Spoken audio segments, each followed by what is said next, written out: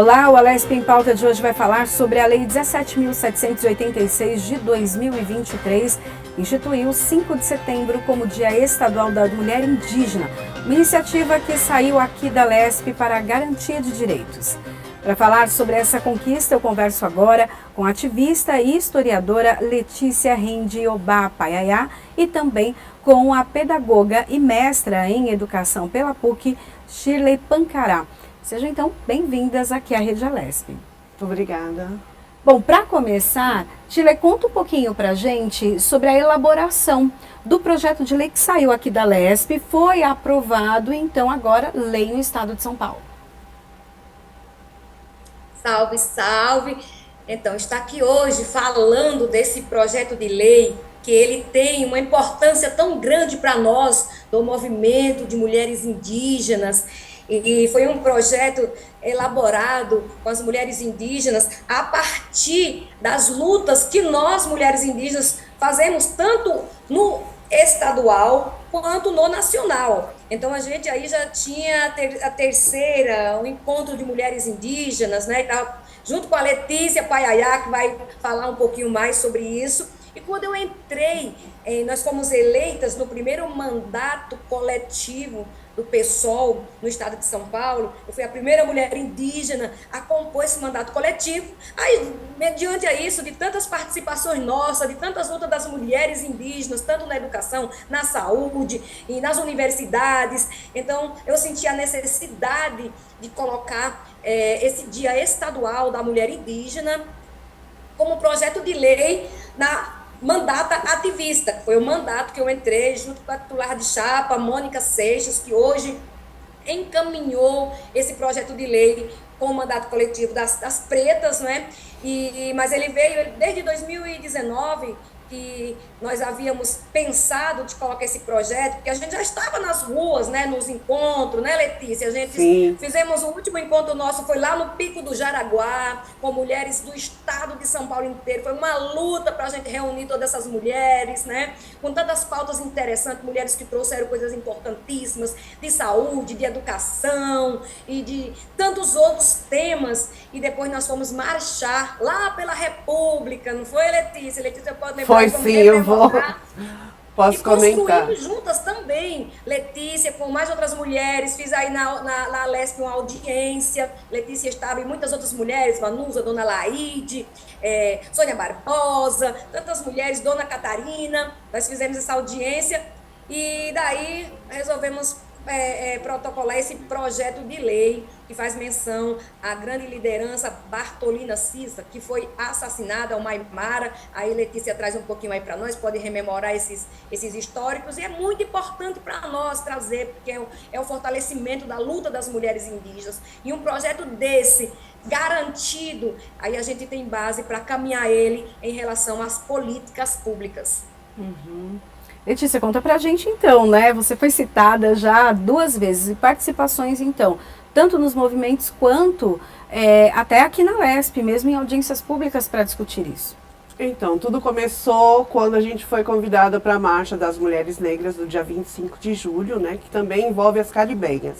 Quando envolve caribenhas, envolve também mulheres indígenas, né? Apesar, né, do discurso racial um pouco diferenciado, mas nós tiramos naquele mesmo ano de 2017 a primeira marcha das mulheres indígenas aqui, né, de São Paulo. Uma marcha um pouco esvaziada ainda, porque era uma novidade esse conceito de pensar a mulher indígena. A partir daí, nós fizemos um encontro de mulheres em 2018 na aldeia do Jaraguá, com a participação da Secretaria de Cultura, de Desenvolvimento, Secretaria da Justiça, e toda uma elaboração para se construir um momento em São Paulo que trouxesse políticas públicas para as mulheres indígenas. Porque quando você pensa mulher indígena, você está pensando a pessoa que fica na aldeia, e não é necessariamente desta forma. A mulher indígena, ela está sempre nos enfrentamentos. A mulher indígena, ela enfrenta desde as dificuldades da aldeia, saneamento básico, educação, alimentação, produção de artesanato, e a gente precisava ouvir essas mulheres. Então fizemos o encontro com muita dificuldade, penando durante 6 meses, mas saiu um encontro lindo, e a gente ouviu que a necessidade é saneamento básico na aldeia, porque a luta da mulher indígena passa pelo seu território, a luta da mulher indígena passa pela sua casa, em contexto urbano, de cidade, a luta da mulher indígena passa pela ausência de estar em casa cuidando da luta diária para estar nos enfrentamentos em Brasília, territórios nacionais, enfim. Então nós escutamos as mulheres e desejamos saber quais são os problemas que elas não conseguem resolver no próprio âmbito, né? Porque a luta da mulher indígena, ao contrário de outros grupos, não é separada do homem, o homem não é separado da aldeia, das crianças, dos idosos, né? A gente está ali em comunidade, né? Para tratar desses assuntos especificamente para a mulher, para criar o quê? Políticas públicas, né? Saúde pública para mulheres, participação ativa de mulheres indígenas dentro dos congressos, né? Dentro do grupo de mulheres, né, representatividade de grupo de mulheres indígenas dentro dos grupos onde mulheres atuam com afinco, né, diante das suas especificidades. Mulheres indígenas têm questões próprias que estão à frente de algumas discussões de outras mulheres cis, brancas, negras, enfim. Então a gente tem o território como principal fonte de se pensar a luta para os povos indígenas, e mesmo que esse território seja nos centros urbanos, é a mesma dificuldade de você se manter como indígena no lugar onde que você não pertencia, né? Não pertencente. É isso até que eu ia perguntar, porque, por exemplo, aqui em São Paulo nós temos 2 grandes aldeias, né? Acredito que seja assim que se fala, mas uma é no Jaraguá e a outra Parelheiros. Temos outras, porque são regiões também urbanas, então acaba entrando em algum choque no sentido de vocês terem já características próprias de moradia, porém está ali numa região urbana e há necessidade também, como saneamento, o que foi citado até agora, né? Sim, não tem só as 2 aldeias, né, referências do povo Guarani, aqui no estado de São Paulo. A gente tem as aldeias urbanas, tem a aldeia Novos Guerreiros em Guarulhos, tá ali próximo do Rodanel. A gente tem a aldeia Pancararu, que também está verticalizada ali na favela da Mandioca, né, antiga favela da Mandioca, que fica ali no Real Parque, né? Então os moradores indígenas estão ali dentro do CDHU, ali dentro dos predinhos. Pessoas que vieram do Nordeste, assim como a Shirley, né, e o povo Pancaradela, que está lá em São Caetano. Então o grupo não necessariamente está se reunindo da forma que a gente imagina, uma roda, uma aldeia, uma casa de sapê. Não, o grupo se organiza dentro dessa moradia, dessa logística de cidade que a gente conhece. E nem por isso a gente deixa de ser indígena, porque está dentro se construindo como trabalhadores, como trabalhadoras, como professores, como estudantes. Então nós estamos vivenciando esses grupos da tecnologia também na cidade e na aldeia.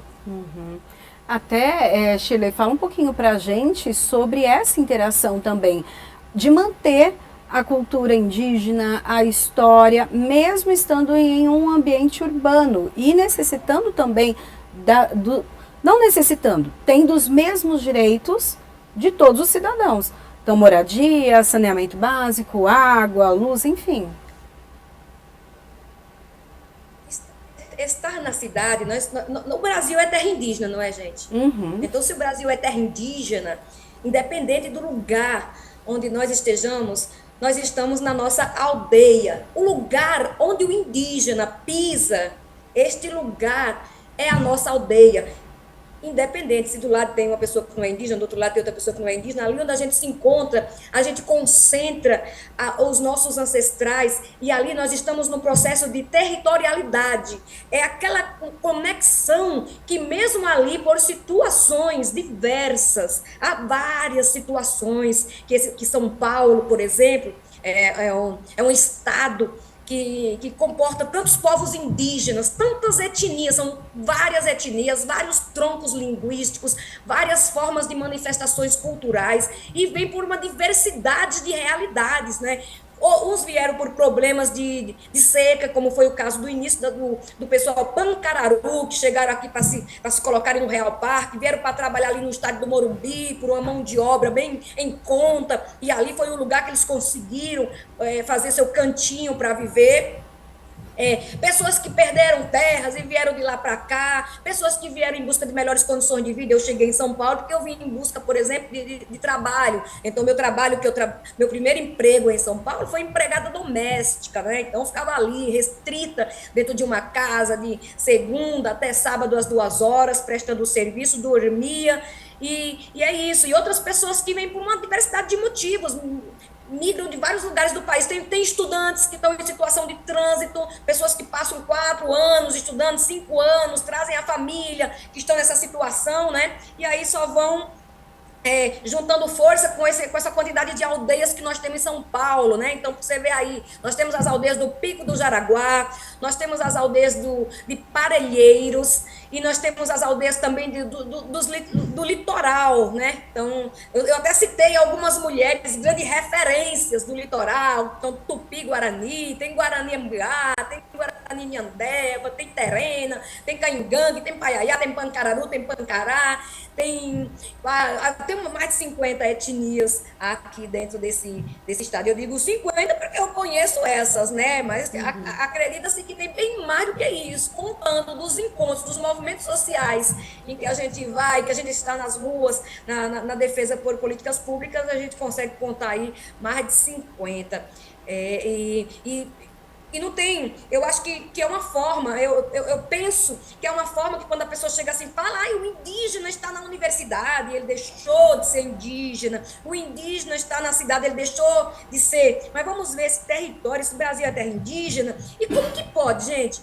Só porque eu saí lá de Pernambuco, eu moro em São Paulo há 24 anos, eu saí de Pernambuco, da minha comunidade lá, todo ano eu visito minha comunidade, mas eu estou em São Paulo há 24 anos. Como que eu deixei de ser filha de Maria do Socorro? Eu consigo deixar de ser filha dela só porque eu estou em São Paulo?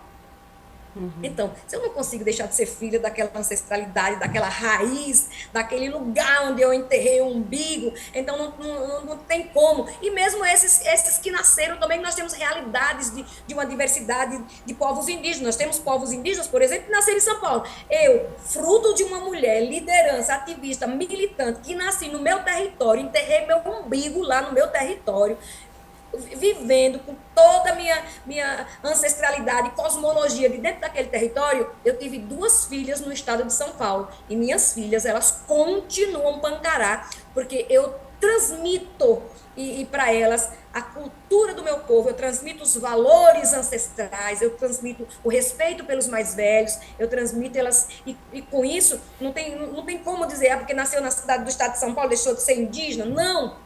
Eu tô repetindo sempre esta palavra, porque é algo que a gente ouve todos os dias que a gente sai. Ontem mesmo eu ouvi uma pessoa dizer bem assim, me viu de coca e perguntou, você é índia de verdade, olha, você é índia de verdade, né? Aí, nossa, o que está acontecendo, né? O que está acontecendo? Que existe ainda a palavra, você é índia de verdade, né? Eu acho que é por isso que a gente tem que tomar muito cuidado, que às vezes que algumas pessoas têm usado nossos artefatos importantíssimos para até muitas vezes, às vezes aquela ideia de usar os nossos artefatos para dar uma visibilidade grande para a gente acaba invisibilizando, porque eu acho que a ideia da pessoa de chegar e dizer assim, ela está de cocá, mas como eu vejo cocá em vários lugares, em várias pessoas que não estão com pode até ter uma descendência indígena, mas não é uma pessoa que tem orgulho de buscar suas ancestralidades, suas raízes, de estar junto com o povo, de lutar por uma política pública que muitas vezes é sofrida, dolorosa e cansativa. E aí, às vezes, a pessoa fala assim, então qualquer pessoa pode usar um cocá. Então eu vou perguntar para ela, você é índia de verdade? E foi isso, eu fiquei assim pensando, olhei para responder. E é uma tarefa difícil você manter realmente a cultura na cidade nos dias atuais, porque muitas vezes a gente vai para a cidade em busca de melhores condições de vida, em busca de luta, em especial São Paulo, que é o lugar da máquina de moer gente, né? Que a gente trabalha, é muito longe os locais de trabalho, né? Hoje eu estou aqui em Brasília, no Ministério dos Povos Indígenas, mas conheço a realidade de trabalhar em vários campos em São Paulo, diretora de escola de educação infantil lá do povo Guarani do Pico Jaraguá, 4 anos aí dentro da Lesp, de empregada doméstica, de diarista, já fui uma série de coisas, já fui atriz de teatro, já fiz dança, voluntárias em ONG, uma série de coisas na vida. Então eu sei muito bem como é que é essa luta para o trabalho, né? Para você sair, eu morando lá na região ABC, para chegar em São Paulo, 2 horas para ir, só para chegar no centro, 2 horas para ir, 2 horas para voltar. Imagina que eu ia de ônibus para Parelheiros, pegando umas 4, 5 conduções para chegar até lá. Então, algumas vezes a gente chega o quê? Tem um final de semana para colocar a nossa ancestralidade em dia. Muitas vezes, por exemplo, que nem tem a realidade do Real Parque, que são as pessoas que estão dentro dos apartamentos, não estão com a conexão, não tem uma área verde para você pisar um pé no chão, para você manter um contato com a mãe terra, com a natureza. Então, de certa forma, é uma luta constante. Então, quer dizer, é bem mais difícil. E ainda a gente tem que agradecer muito e dizer parabéns, parentada, por vocês estarem em situação de contexto urbano e manter suas raízes e sua cultura, e não o contrário, ou ficarem colocando, estigmatizando ou com preconceito em relação a esses povos indígenas, porque eles são resistentes e muito resistentes, porque a situação não é fácil para nós, não. Às vezes a gente quer comemorar uma festividade do povo Pancará, mas a gente não acha nem espaço para fazer isso, né? Não acha nem espaço, então tem que estar correndo para um lado para o outro, pedindo um lugar para fazer uma festividade tradicional, uma festividade ancestral, e muitas vezes temos até que agradecer, né? Quando que o próprio lugar deveria que nos agradecer por ter a presença indígena e a força dos nossos ancestrais, a força da natureza, a força da terra e a força da cosmologia que rege não só os povos indígenas, mas de toda a sociedade envolvente. É isso.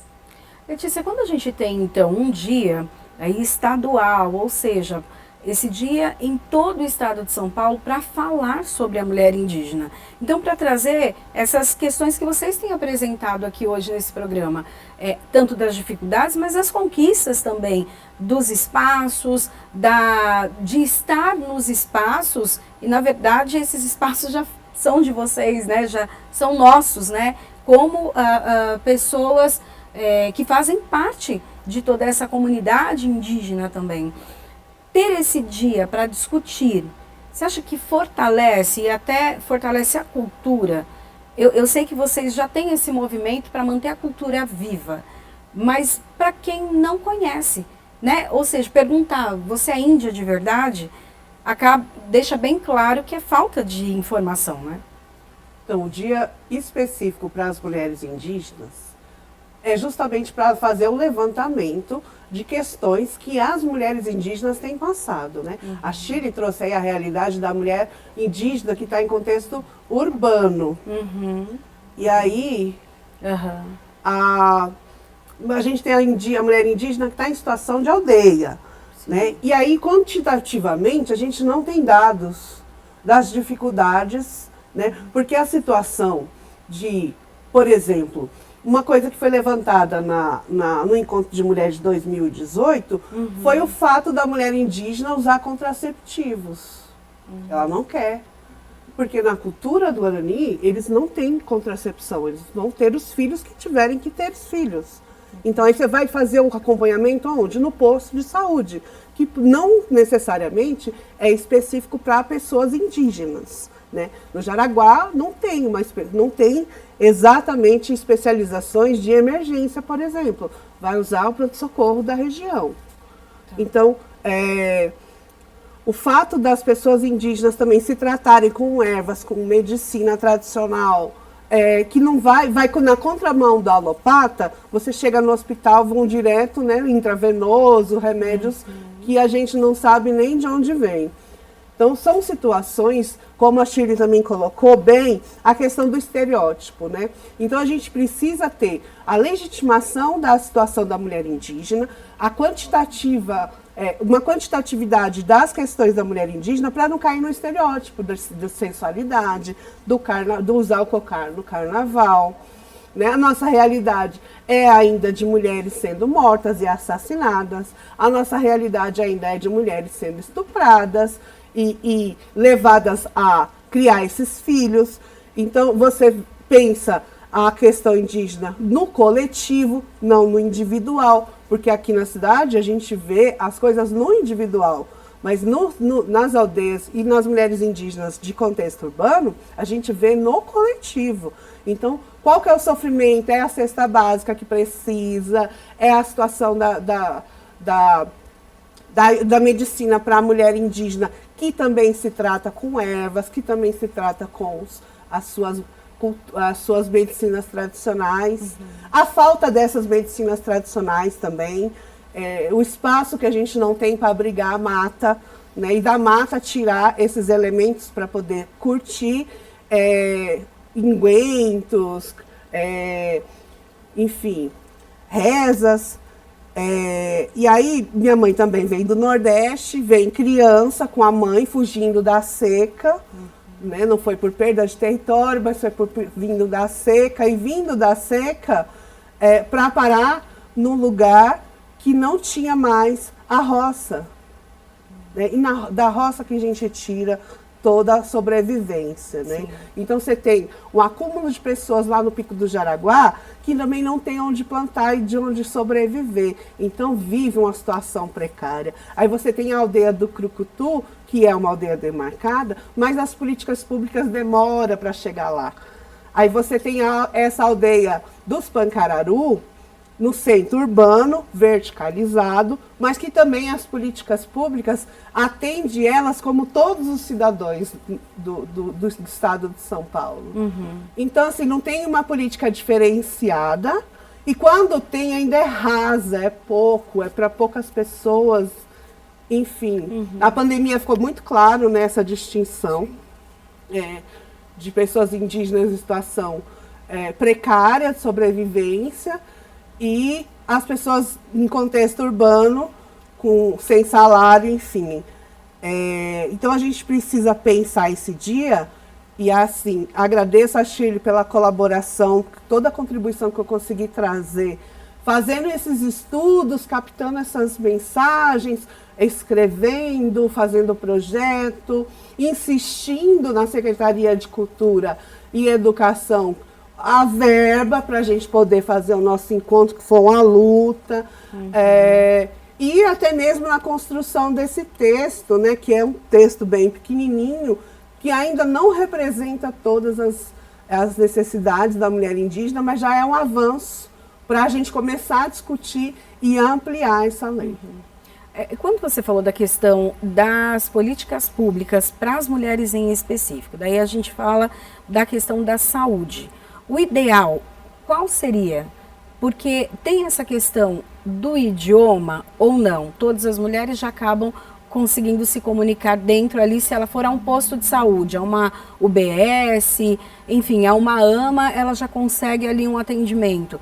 Tem a questão que você comentou sobre os contraceptivos, que já é uma discussão também dentro, então, do âmbito cultural, né, dos indígenas. Por exemplo, a ter ali o tratamento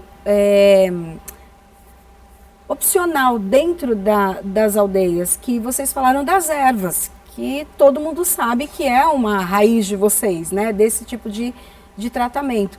Então, quais são essas políticas públicas para as mulheres que tem que ser diferente? Por exemplo, a mulher indígena, ela quer parir em casa.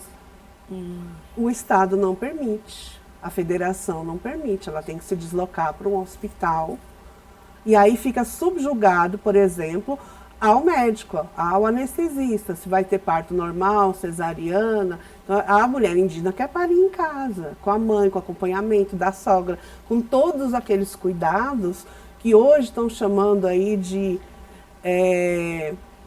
partos naturais, né, naturalizado, né, que é o parto que a mulher indígena já fazia há muitos anos. Então, assim, eles ressignifica, renomeia, se apropria, ganha dinheiro em cima disso, enquanto a mulher indígena é proibida de parir em casa, porque não se pode mais fazer uso de parteira.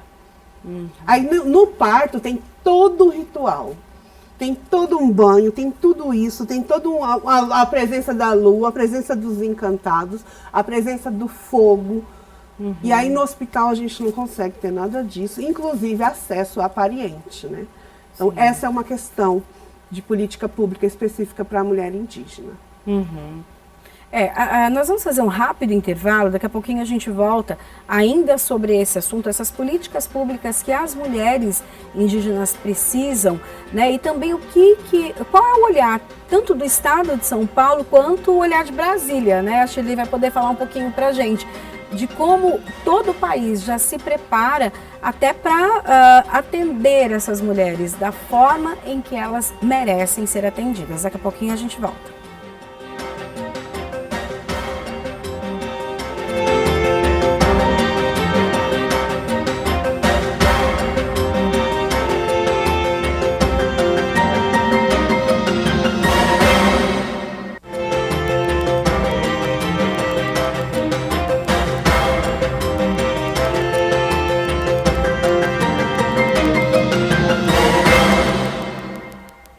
Estamos de volta com a LESP em Pauta, falando hoje sobre o Dia Estadual da Mulher Indígena.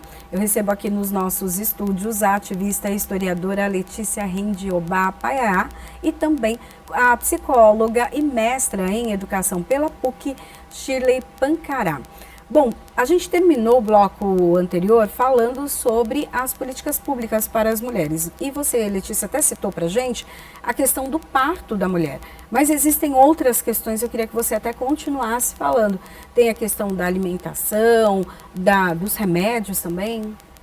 Então, tem a questão da alimentação. Como não tem território, muitos territórios estão em áreas urbanas ou em áreas de preservação, a gente não tem a produção de alimento própria, porque não pode se explorar a terra. E aí a gente fica à mercê de uma alimentação pobre ainda, né, com falta de proteínas, leguminosas e outras alimentações. Por quê? A cesta básica, por exemplo, que chega para a aldeia, é arroz, feijão e farinha. Né? Não tem elementos específicos para poder enaltecer essa pessoa nutricionalmente.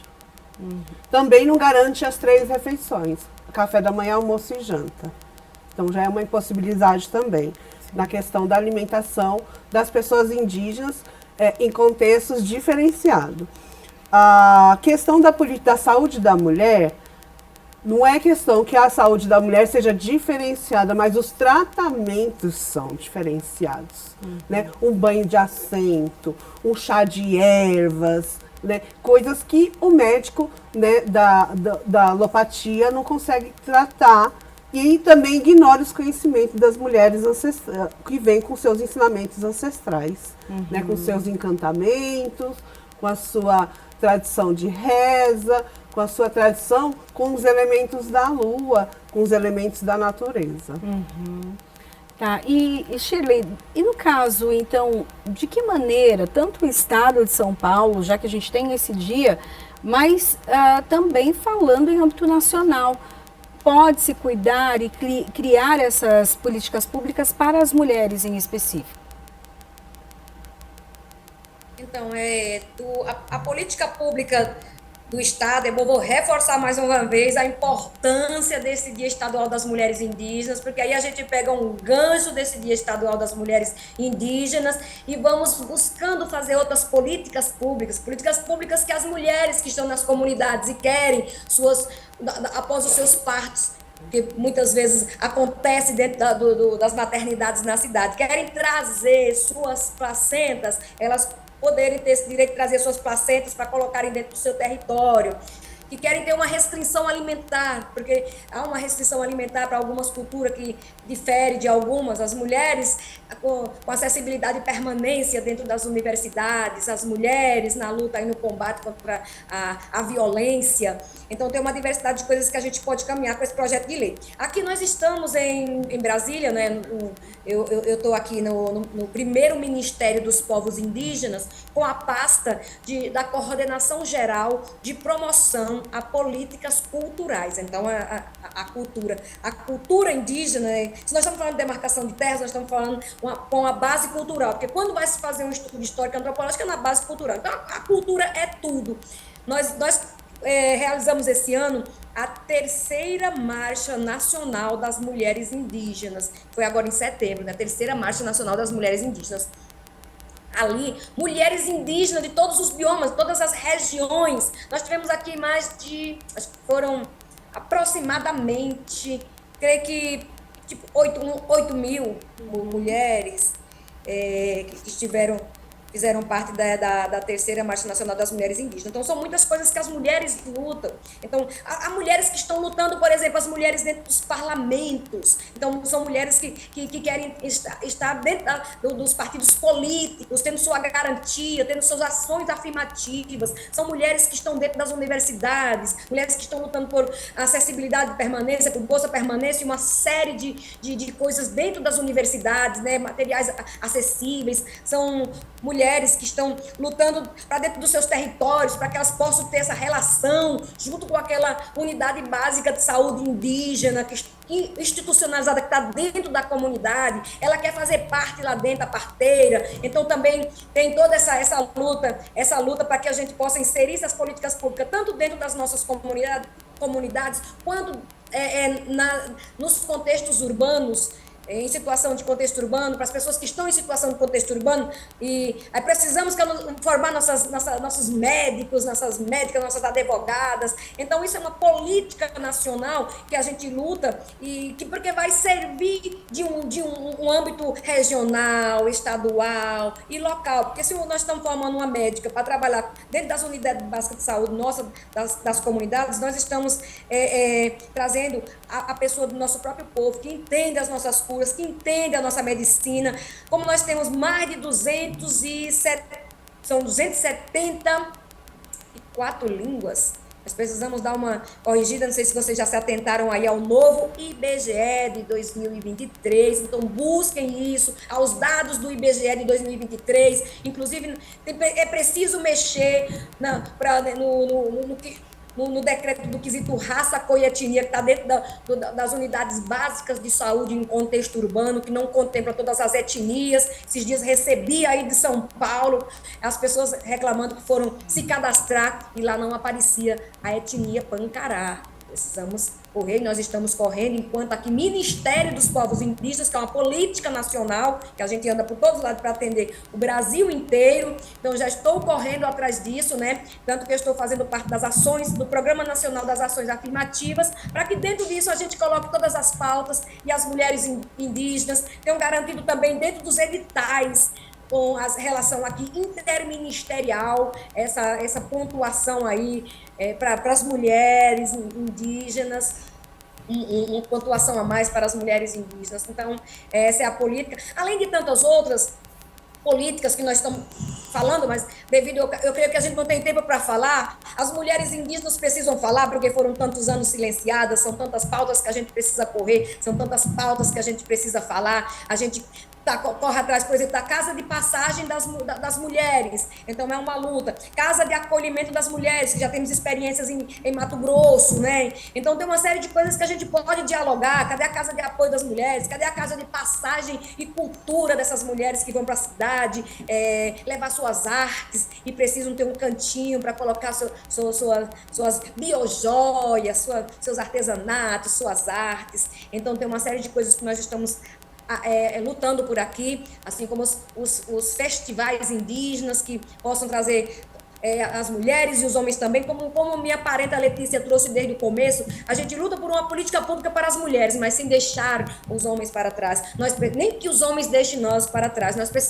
O que nós temos nós precisamos dar as mãos e caminhar juntos. Esses são os nossos ensinamentos na comunidade. Mas o que parte aqui da minha pauta, enquanto coordenadora geral de promoção a políticas culturais e na pauta das mulheres indígenas, nós temos uma pauta específica aqui no Ministério, que é a pauta que cuida só das mulheres indígenas, né? Eu cuido logo de tudo no sentido da cultura, que eu estou falando, minha pasta é cultura, mas aí tudo vai passar, porque se eu estou falando de política para mulher, estou falando dos partos tradicionais, estou falando da medicina tradicional, do encontro dos pajés, nós estamos falando de cultura, né? Então a gente dá um caminho por isso e nós estamos correndo aí para isso, mas é isso. Letícia, uma coisa que você comentou também é a questão das terras, né? A gente teve já uma discussão há pouco tempo em relação a isso, demarcação, até um novo marco que fala sobre isso. Fala um pouquinho para a gente como está. Como você disse, temos então uma aldeia, só que vertical, ali, né, no Real Parque, onde tem um grupo indígena ali, porém não há a possibilidade de terras, né, para se fazer aquilo que é necessário, um plantio, por exemplo, ou as manifestações artísticas, culturais, religiosas de vocês. Fala um pouquinho como está hoje e essa discussão que a gente teve até no Supremo. Então, tem a questão aqui no âmbito do Estado de São Paulo, o diálogo é muito estreito, né? Não tem aquela negociação, né? A gente teve, em 2020, uma semana antes de estourar a pandemia, a reintegração de posse do projeto Tenda, que estava lá no Pico do Jaraguá, derrubando 400 árvores. E a gente não consegue dialogar com o Estado, porque o Estado é desenvolvimentista, né? E dentro desse modelo de desenvolvimento, as árvores não fazem parte dessa preservação. Então, para nós indígenas, a gente fizeram lá um piquete, fizeram uma intervenção dentro do terreno para parar de cortar as árvores, que fazem parte ainda da mata ciliar, da recuperação do Pico do Jaraguá, porque não é a mata original, a Mata Atlântica original, mas que faz o corredor verde, né, onde os bichos, os pássaros, né, fazem ainda... Porque a questão indígena, ela não passa só pelo corpo da mulher indígena, do homem indígena, do adolescente, da criança e do ancião. Ele passa pela terra. Então, assim, o indígena, ele é a própria terra, ele é uma extensão daquela terra. Então, se você vê a terra sendo machucada, a terra sendo magoada, isso machuca povos indígenas também, porque vive dessa contextualização entre ser humano e terra e natureza. Todos os povos deveriam ter essa conexão com a natureza. Só que a cidade desconecta. Então você acha assim, quando você põe a mão na terra, você fala, sujei a mão. Aí você limpa. Passa na roupa. Sujei a roupa. E agora, tô suja. Para nós não. Para nós é conexão. A terra não suja. A gente tem que defender a terra para sobrevivência. Quando você põe a mão na terra e acha que você está suja, você está dizendo, eu não vou defender esse espaço sujo. Aí qual é o espaço que você vai defender? O urbano, o concreto, porque aqui fica fácil de limpar e andar no ambiente limpo. Então, há contradições gigantescas entre preservação de território e preservação de limpeza de centros urbanos. A criança indígena ela precisa da terra para aprender. E o ancião indígena também precisa da terra para cuidar. Cuidar das ervas, cuidar das plantas, cuidar dos animais. Então, é outra relação totalmente diferente que, por exemplo, quando você chega lá no Pico do Jaraguá, as pessoas estão em situação de confinamento. Uma casinha do lado da outra, sem expansão, porque não tem diálogo com o Estado para a demarcação daquela terra, não tem diálogo com o governo do Congresso Nacional para demarcar aquela terra, para que esses indígenas possam ter um pouco mais de dignidade e se espalhar pelo território de demarcação, que é um ovinho, assim, 500 metros quadrados de natureza em volta do Pico do Jaraguá. Não é todo o Pico do Jaraguá. É uma parte dele que entra no território de demarcação de terras dos Guaranis, aqui no Jaraguá de São Paulo. Então, o Congresso Nacional, o marco temporal, ele precisa ter a constitucionalidade.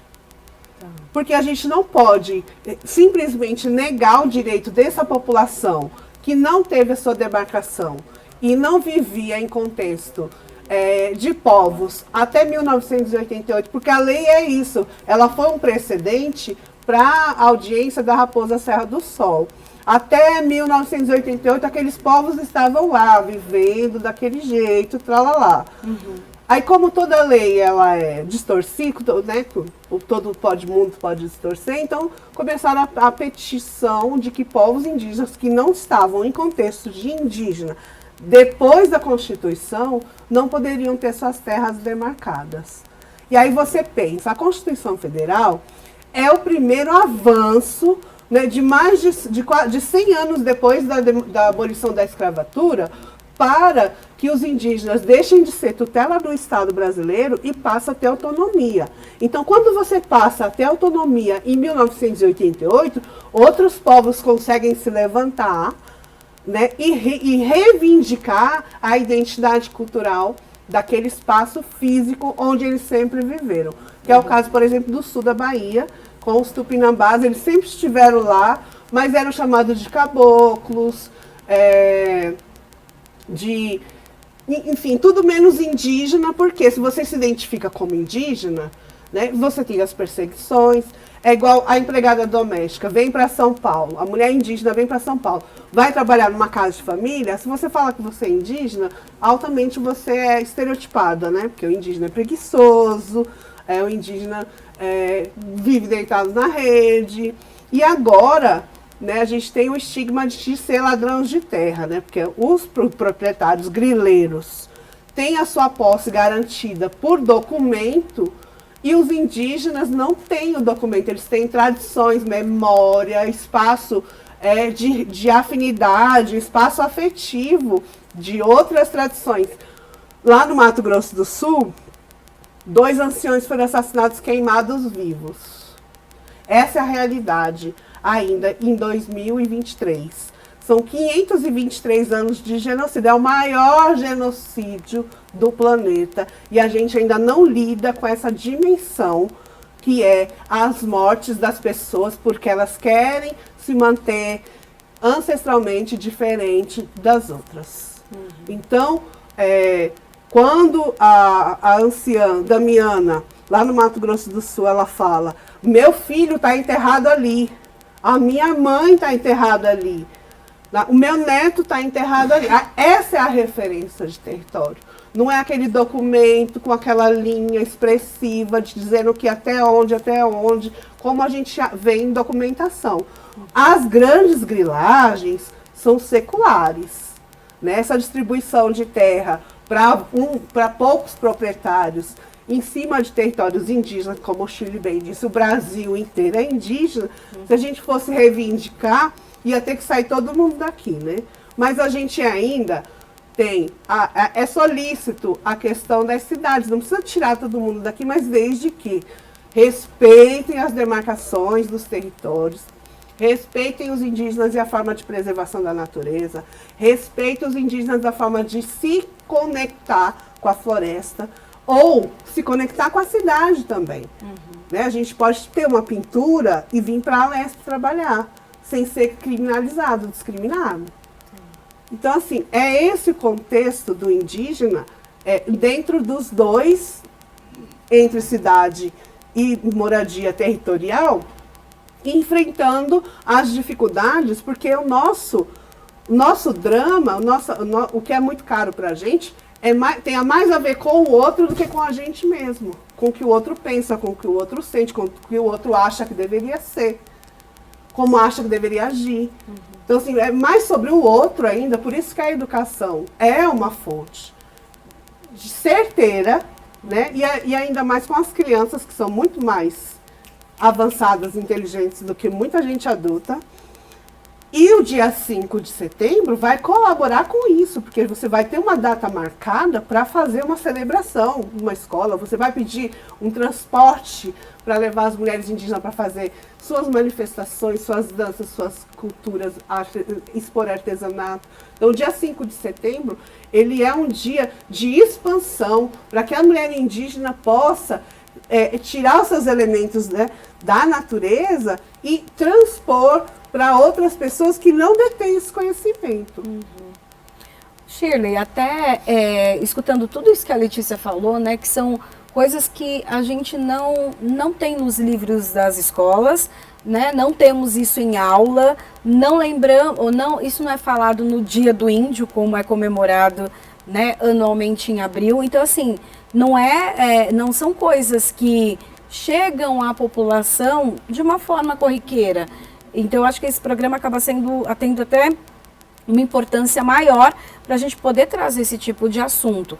E quando se tem, então, um representante da população indígena na área política, né, na área em que as decisões são tomadas, como aqui na LESP as leis são escritas, depois no executivo, em que as leis entram ali em vigor, isso é essencial, né? Sim, então, aí já vamos ver aí que o dia 19 de abril, Dia dos Povos Indígenas, né? Nós temos que trazer essa nova nomenclatura. Ao invés de falar a palavra índio, a gente chama indígena. Então, por exemplo, a gente tinha tem um museu do índio. Está escrito lá. Agora nós estamos na luta para que se coloque esse nome, Museu dos Povos Indígenas. Então, Fundação Nacional dos Povos Indígenas, não tipo Fundação Nacional do Índio, porque a palavra índio, tribo, remete muito a algo estereotipado, nos remete muito ao passado, que muitas vezes as pessoas têm a impressão de que a gente está no imaginário muito distante, que a gente não vai encontrar um indígena no banco, não vai encontrar um indígena com um carro, ou não vai encontrar um indígena com um celular. Então, a gente começa a trabalhar isso, porque eu acho que também tem uma força-tarefa muito grande da educação, mas não uma educação só ali com aquelas crianças, né, da sala de aula, mas lógico, tem que começar ali, trabalhar com a lei 11.645 de 2008, e nós estamos aí correndo atrás das diretrizes, né? Muita coisa que nós temos aqui nesse primeiro ano do Ministério, né? Recente Ministério, mas nós temos uma demanda muito grande, mas aí a gente consegue. As diretrizes da Lei 11.645, para que a gente possa aplicar dentro das escolas e começar desde a educação infantil e já ir correndo com isso, da educação infantil até disciplina dentro das universidades sobre a questão indígena, que seja reaproveitado, os próprios parentes indígenas, mestres e doutores, que nós possamos trazer nossos notórios saber, que são os sabedores da ciência tradicional de dentro das comunidades. Então, nós temos um monte de coisas de políticas públicas que a gente pode ativar, que a gente pode trazer. Então, com isso também nós temos aí o projeto de lei chamado Agosto Indígena, que está no calendário oficial do Estado de São Paulo, também foi uma demanda nossa aqui do movimento indígena, porque a gente já fazia o Agosto Indígena enquanto a política pública da Prefeitura de São Paulo. Então, Letícia também participava, o Emerson Guarani, várias etnias, a gente ia para dentro das escolas fazer formação de professores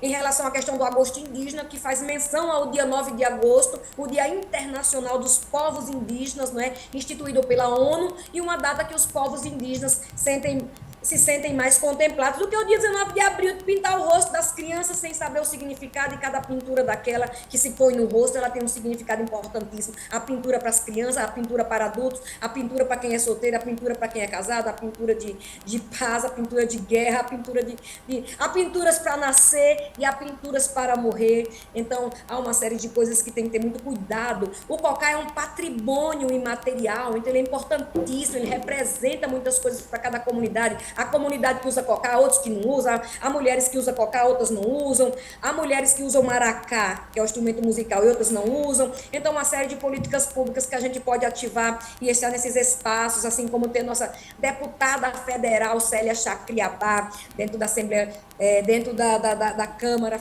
Federal, do Congresso Federal, é importantíssimo, está cheio de projetos de leis, e nós temos um bocado aí, projeto de lei ainda precisa passar, que está aí dentro da Alesp, né? E uma gratidão muito grande do mandato das pretas, está encaminhando aquela luta que eu trouxe lá junto enquanto mandata ativista, logo que nós temos aí a deputada Mônica Seixas, que foi titular de chapa, tanto da mandata ativista, como agora está na mandata das pretas, e a gente vai caminhando e trazendo essas políticas públicas, tanto para o estado de São Paulo, e aqui nós também na luta por a política pública que vai para todos os biomas. Uhum. Eu até peço desculpas, né, por falar da questão do Dia do Índio, lembrando que essa mudança até o Dia dos Povos Indígenas é algo muito recente, é agora de 2022, então esse ano 2023, primeira vez que se comemora já o Dia dos Povos Indígenas.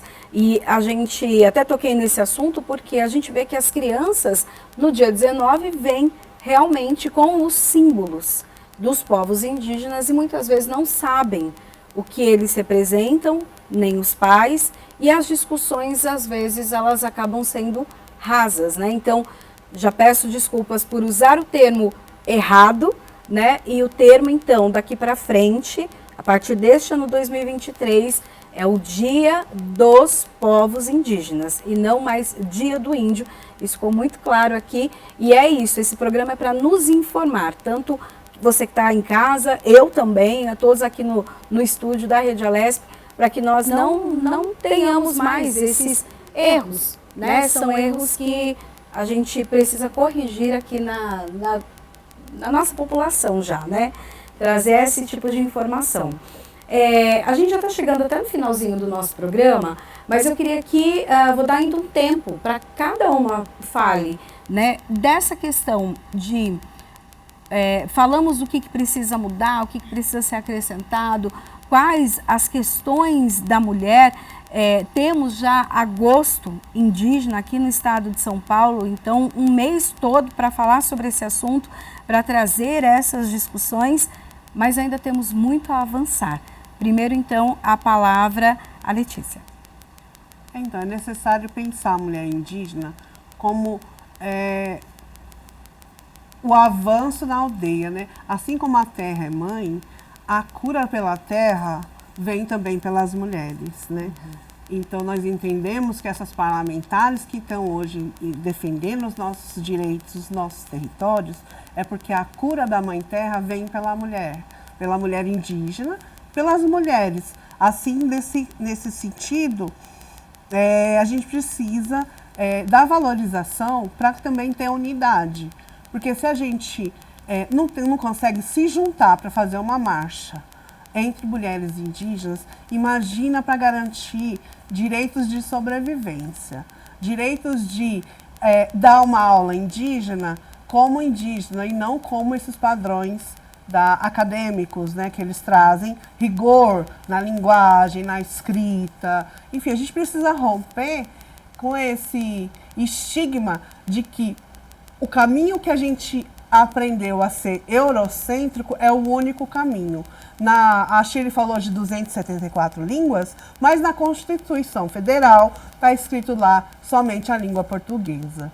Então, mais um dia, né, já tem o Dia Internacional dos Povos Indígenas, e agora o dia 5 de setembro, que é o dia estadual, porém, para nós é o Dia Internacional das Mulheres Indígenas, com referência de uma indígena mulher assassinada, né, por estar em luta com seu companheiro. Então a gente não pode pensar o homem diferenciado da mulher, a mulher diferenciada do homem em luta, mas as particularidades das mulheres indígenas a gente precisa apreciar e atentar mais para não cometer erros, para continuar estereotipando corpos e assassinando corpos de acordo com o que o outro pensa, né? Então a gente está aqui hoje falando mais sobre o outro do que sobre nós mesmos, povos indígenas. Dentro do que você falou, às vezes tem algumas inscrições que são feitas e que se pergunta se faz parte de algum povo indígena, algumas inscrições tanto para faculdades quanto para as escolas técnicas. Isso também ajuda, de uma certa maneira, a inclusão dos povos indígenas para a educação, no caso, ou para serviço público, enfim. Ou ainda falta muito isso do que você falou, por exemplo, uma redação ela vai ser escrita de uma maneira diferente. Então, a linha de pensamento crítica do indígena está ligado com a natureza, não está ligado diretamente com questões acadêmicas, com citações e com outras relevâncias. Sobre políticas públicas de acesso, é muito difícil uma pessoa indígena prestar um concurso, por exemplo. Se ele não existe concursos direcionados para povos indígenas. Quando você tem um concurso estadual, você não tem ali a cotas indígenas, né, ou reserva de vagas para pessoas indígenas, para preencher as vagas, tanto de professoras, professores, pessoas da saúde indígena. Então, assim, não tem um plano de carreira para essas pessoas. E para acesso à universidade, a gente ainda tem que entrar no PPI, disputar com pretos e pardos acesso indígena, né? Então, na USP, onde eu estudo, nós estudamos, por exemplo, tem o PPI, entra PP, a gente consolida o acesso de pessoas pretas e pardas, mas a gente quase não vê acesso de pessoas indígenas. Então, o último acesso à informação do ano de 2022, 0,2% de pessoas indígenas entraram nas graduações e 0,5% entraram nos programas de pós-graduação, sendo que existem programas específicos que aceitam reserva de vagas para indígenas e programas que não aceitam reserva de vagas para indígenas. Então tem muita coisa ainda para a gente caminhar no século em que estamos vivendo. Agora eu passo então a palavra para a Shirley. Fala assim, né, das suas considerações finais, tanto em relação ao Dia Estadual da Mulher, mas também esses outros desafios, né, que todos os povos indígenas acabam enfrentando. Então, também já começar agradecendo por estar aqui contando um pouco sobre esse Dia Estadual da Mulher Indígena, que está de acordo com o Dia Internacional da Mulher Indígena, que é do mesmo dia, 5 de setembro, né? Faz menção a Bartolina Cisa, a Aymara, que foi assassinada com seu esposo, defendendo o seu território, né? Então, trazer rememorar essa luta de Bartolina Cisa, né? E trazer aqui para o Estado, para que as mulheres indígenas aqui do Estado, tanto as mulheres indígenas que em situação de contexto urbano, como as mulheres indígenas das comunidades, que quando nós estamos juntas, lutando por políticas públicas, nós somos um corpo só, nós somos um território só. Quando as mulheres se juntam, se unem e vêm aqui para Brasília acampar, lutar por direitos territoriais de saúde, a gente se une no corpo só. Essa definição muitas vezes está por aí, muitas vezes os não indígenas que formulam as políticas públicas e acabam nos deixando ali, né, com essa palavra de situação de contexto urbano, né? Até porque nos negam muitos direitos por estarmos em contexto urbano, nos negaram o direito à vacina, nos negam o direito a uma assistência à saúde enquanto indígenas de contexto urbano, né?